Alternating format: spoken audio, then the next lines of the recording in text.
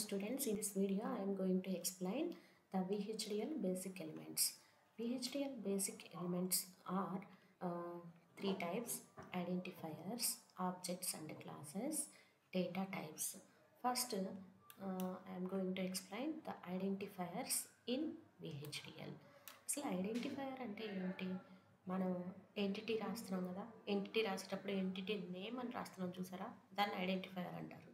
అలాగే architecture name రాస్తున్నాం కదా, దాన్ని ఐడెంటిఫైయర్ అంటారు అనమాట. యూజర్ రాస్తారు కాబట్టి దాన్ని యూజర్ ఐడెంటిఫైయర్స్ అనొచ్చు. ఈ ఐడెంటిఫైయర్స్ అనేవి టూ టైప్స్ ఉంటాయి. Identifiers can be defined as the identification of any data types. They are two types: basic identifiers, extended identifiers. Two types of identifiers ఉన్నాయన్నమాట. ఇక్కడ ఒక్కొక్క ఐడెంటిఫైయర్ గురించి క్లియర్గా ఎక్స్ప్లెయిన్ చేస్తాను.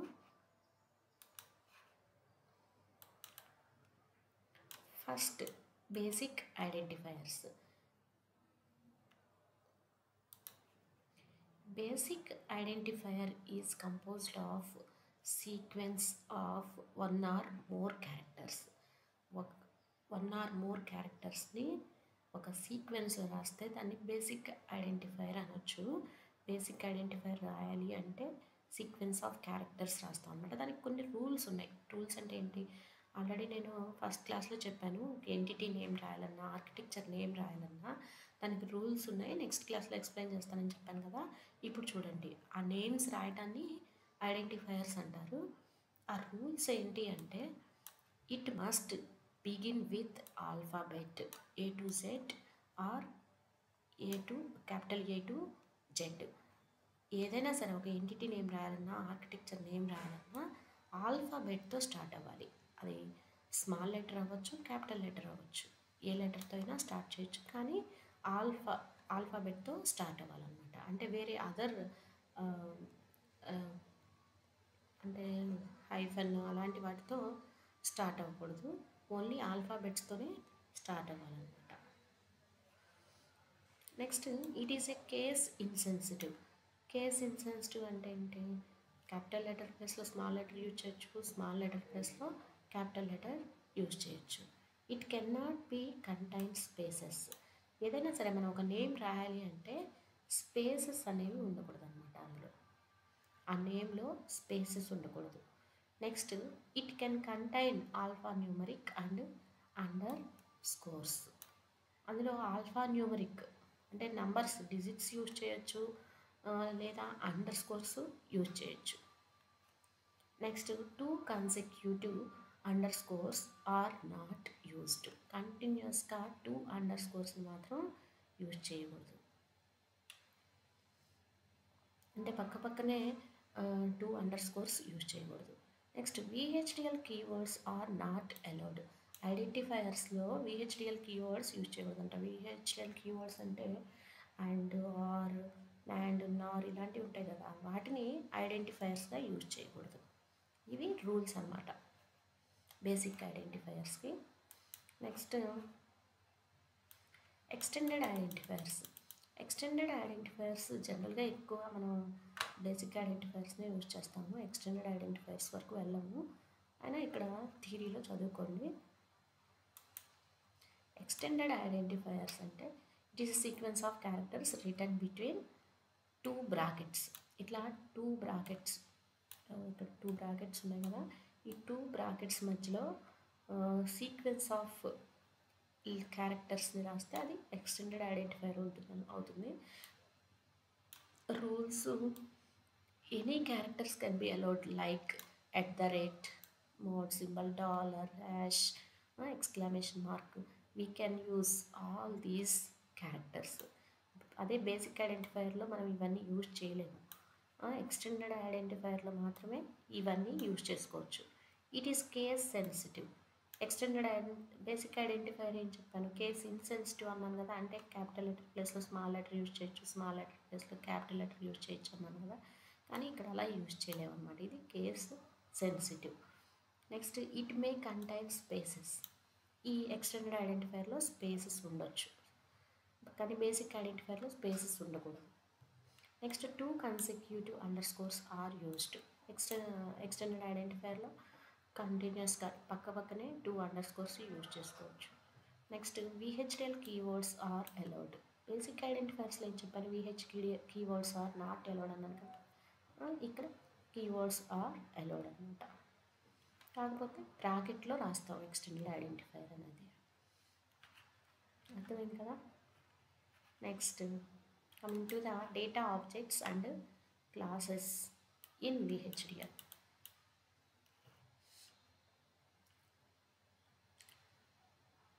Data object holds a value of a specific type. ఏదైనా సరే ఒక వాల్యూని హోల్డ్ చేసి ఉంచుతుంది అనమాట. హోల్డ్ చేసి ఉంచడం అంటే ఫర్ ఎగ్జాంపుల్ మనం ఏ ఈజ్ ఈక్వల్ టు 10 అని రాస్తాం. అంటే ఏలో 10 స్టోరేజ్ ఉంటుంది కదా, దాన్ని హోల్డ్ చేసి ఉండటం అంటారు. అయితే ఆ వాల్యూస్ అనేవి ఎన్ని టైప్స్ ఉంటాయి, కాన్స్టెంట్స్ ఉండొచ్చు, వేరియబుల్స్ ఉండొచ్చు, నెక్స్ట్ సిగ్నల్ టైప్స్ అయి ఉండొచ్చు, ఫైల్ టైప్స్ అయి ఉండొచ్చు అనమాట. అంటే ఆబ్జెక్ట్స్లో స్టోర్ చేసే వాల్యూస్ 4 టైప్స్ ఆఫ్ వాల్యూస్ ఉంటాయన్నమాట.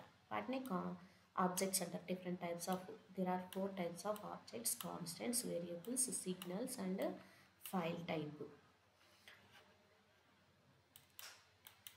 Next first type is in the objects, first type is constants.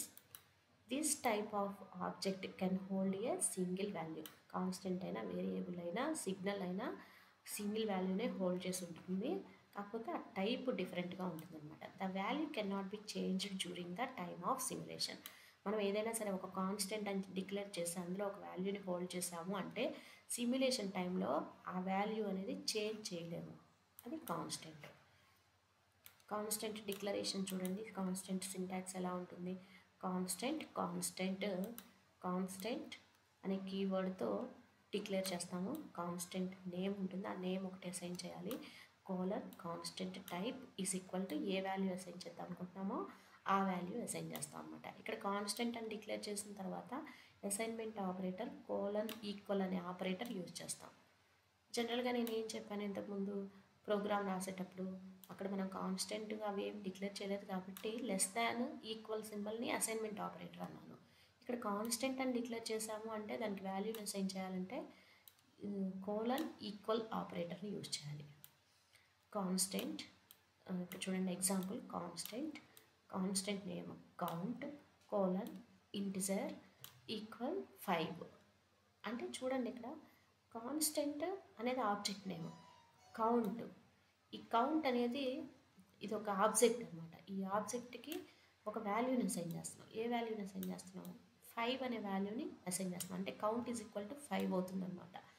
ఈ కౌంట్ ఈజ్ ఈక్వల్ టు 5 అవుతుంది కదా. ఈ 5 అనేది ఏంటి? ఏ వాల్యూ? అది ఇంటిజర్ అనమాట. కౌంట్ అనేది ఇంటిజర్ టైప్ అవుతుంది. ఓకే, ఇది దేనికైనా సరే వేరియబుల్ డిక్లేర్ చేయాలన్నా, కాన్స్టెంట్ డిక్లేర్ చేయాలన్నా ఇదే syntax. Constant name, constant type is equal to value అని రాస్తాం కదా. అలాగే వేరియబుల్ డిక్లరేషన్ అన్నా ఇలాగే రాస్తాం. Variable name, variable type is equal to value. కాకపోతే కాన్స్టెంట్ అంటేనేమో కాన్స్టెంట్ అని డిక్లేర్ చేస్తే సిమ్యులేషన్ టైంలో వాల్యూ చేంజ్ చేయలేము. వేరియబుల్ అని డిక్లేర్ చేస్తే సిమ్యులేషన్ టైంలో వాల్యూ వేరీ చేసుకోవచ్చు అనమాట. చూడండి next second type is variables. This type of object can hold a different values at different times. అర్థమైంది కదా. కాన్స్టెంట్ అంటేనేమో ఓన్లీ ఒక వాల్యూవే స్టోర్ అవుతుంది. We can not change the value of constant. ఇక్కడ డిఫరెంట్ టైమ్స్లో డిఫరెంట్ వాల్యూస్ని హోల్డ్ చేసి ఉంచుతుంది అనమాట వేరియబుల్ ఆబ్జెక్ట్. నెక్స్ట్ ఇక్కడ సింటాక్స్ చూడండి. Variable name, variable type is equal to value. ఇక్కడ ఎగ్జాంపుల్స్ ఉన్నాయి చూడండి. Variable count. ఇక్కడ వేరియబుల్ కౌంట్ అనేది variable type.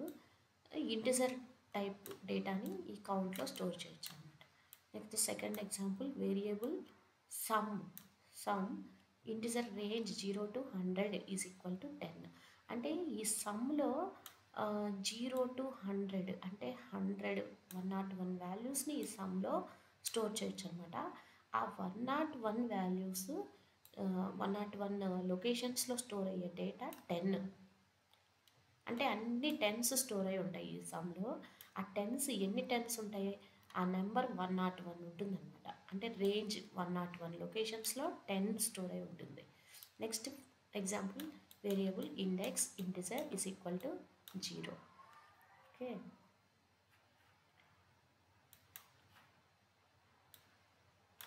Next signals. Signal declarations అంటే జనరల్గా అవి లాజిక్ సర్క్యూట్స్కి యూజ్ చేస్తూ ఉంటాం. జీరోస్ వన్స్ అలాంటి వాటిని అసైన్ చేయాలంటే సిగ్నల్ అని డిక్లేర్ చేస్తాము. Signal it holds a list of values that include the current value of signal and set of possible future values that are to be appeared on the signal. Syntax చూడండి, same variable constant ఎలా అయితే declare చేస్తాం, signal కూడా అంతే. Signal name, signal type. Next examples, signal, clock, bit. అంటే ఇక్కడ clock అనేది bit data type అనమాట. ఇక్కడ సెకండ్ ఎగ్జాంపుల్ చూడండి, 2 సిగ్నల్స్ని డిక్లేర్ చేస్తాం, C1 C2 std_, logic type అనమాట. ఈ C1 C2 అనేది std_, logic type. Next signal C, std_, logic_, vector. అంటే ఇది వెక్టార్. వెక్టార్ అంటే ఏంటి, 3 బిట్స్. అంటే మోర్ దాన్ 1 బిట్ రాయాలన్నప్పుడు మనం వెక్టార్ అని రాస్తాం అనమాట. టైప్ మోర్ దాన్ 1 బిట్ రాయాలంటే వెక్టార్ అని డిక్లేర్ చేయొచ్చు. అంటే సిలో సి సైజ్ 3 బిట్స్ అని అనమాట. ఆ 3 బిట్స్ అని ఎలా తెలుస్తుంది, 2 డౌన్ టు 0 అని రాసాం కదా ఇక్కడ, దాన్ని బట్టి మనకి సైజ్ తెలుస్తుంది, సి సైజ్. ఇక్కడ పైన ఎగ్జాంపుల్ చూడండి, ఇన్ని సింగిల్ బిట్స్, C1 C2 అనేవి సింగిల్ బిట్స్. సింగిల్ బిట్స్ అని ఎలా తెలుస్తుంది, ఇక్కడ సింపుల్గా std_, లాజిక్ అని రాసాం, అంటే సింగిల్ బిట్ అనమాట. Next signal clock bit is equal to 10 నానోసెకండ్స్. ఇక్కడ క్లాక్ టైం కూడా అసైన్ చేసేసాం, 10 నానోసెకండ్స్ అని.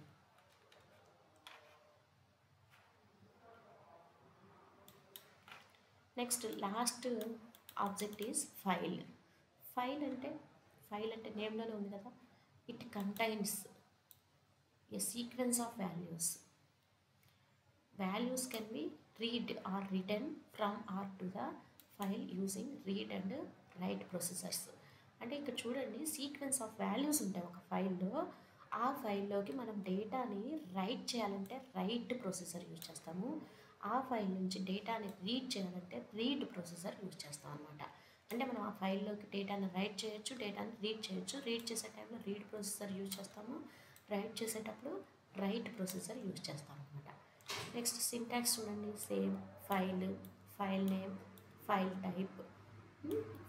ఇక్కడ మనకి డేటాని ఫైల్ని ఓపెన్ చేయాలంటే ఓపెన్ మోడ్ అంటే రీడ్ మోడ్లో ఓపెన్ చేయాలా, రైట్ మోడ్లో ఓపెన్ చేయాలా.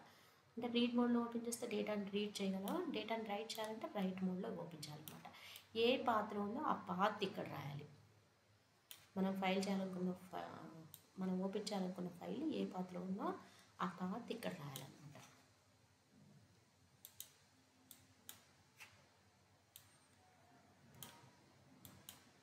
ఎగ్జాంపుల్స్ చూడండి, file math text open read mode is path name. ఇదంతా పాత్ నేమ్ అనమాట. Next file math text open right mode. ఇక్కడ ఫస్ట్ ఎగ్జాంపుల్లో రీడ్ మోడ్లో ఓపెన్ చేస్తాం, అంటే డేటాని రీడ్ చేయగలం, అందులో ఒక రైట్ చేయలేము అనమాట. రైట్ మోడ్లో ఓపెన్ చేస్తే డేటాని రైట్ చేయొచ్చు. Okay, I will explain the data types in the next class.